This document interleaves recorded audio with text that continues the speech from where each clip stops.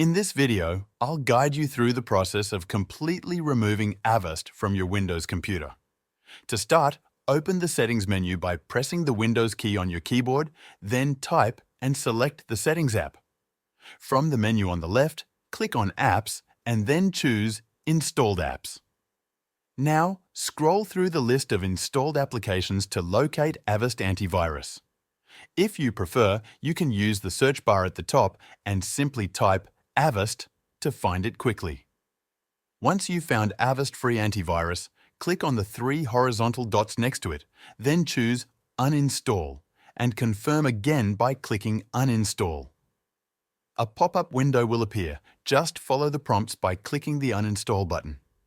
You may be asked to select a reason for uninstalling. You can either pick an option or simply skip that step and proceed by clicking the Uninstall button at the bottom. When prompted with a system message, click Yes to confirm the action. The uninstallation process will now begin. Allow a few minutes for it to complete. Once it reaches 100%, Avast Antivirus will have been successfully removed from your computer.